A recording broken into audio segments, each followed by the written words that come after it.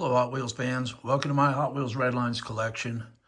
So, I just finished the 1971 series, and we're going to move into 1972. But there's a few things that kind of happened during that time with Mattel. So, as most people know, Mattel actually, in 68, they did 16 cars. In 69, they did 24 cars. In 1970, they did 37, and then in 1971, they did 35. But at the same time, the economy was upside down. People were broke. We were headed towards some Israeli stuff that led to an oil embargo in 73. But Mattel was feeling the pinch of all this. The toys weren't selling, and it proved in 72 to probably be one of the leanest years they had had, and they weren't sure what they were going to do. So Mattel decided not to invest as much money in the new castings as it had in the previous years. So in 72, they only did 7 models. They discontinued the buttons. They got rid of the heavyweight series. They got rid of the spoilers.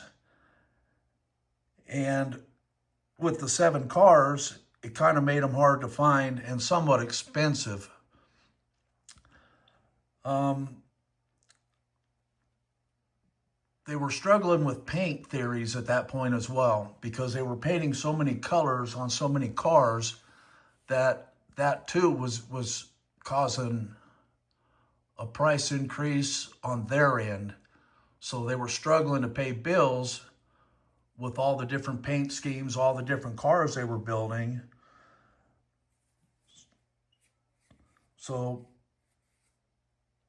they ended up, through some meetings that they had, and they started to thin the company. They shut down the manufacturing in the United States, and they went to Hong Kong only. So everything at this point was only being produced in Hong Kong. So we completely lost the US manufactured toys. So this car here is one of the 7 that were made in 1972. This one is a Ferrari 512S, and there's really not a lot of special stuff to talk about on these guys, but they did experiment with some stuff on here just to see how creative they could be with hinges. So you'll see on this car that they actually double hinged it. So you'll have a hinge over the engine, and then a hinged canopy over the cab. I guess I'll call it a cab. I don't know what else people want to call it, but you get what I'm saying.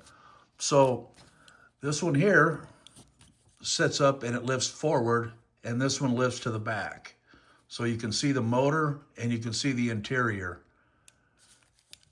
At the time, that proved to be,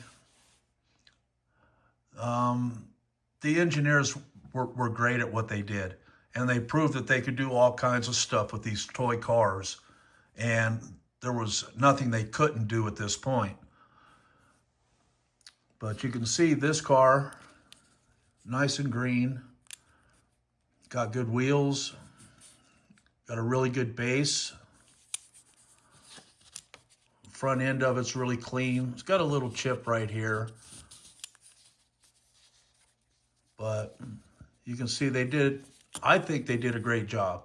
It's just sad that we ended up losing jobs here in the United States because of the state the country was in at that point in time. And it led to some other things that we'll talk about for 1973, which I know a lot of you know, but that ended up being the end of the, 72 was the end of the Spectraflame paint. It just got to where it was too expensive for the company at this point. So 72, like I said, it was an interesting year.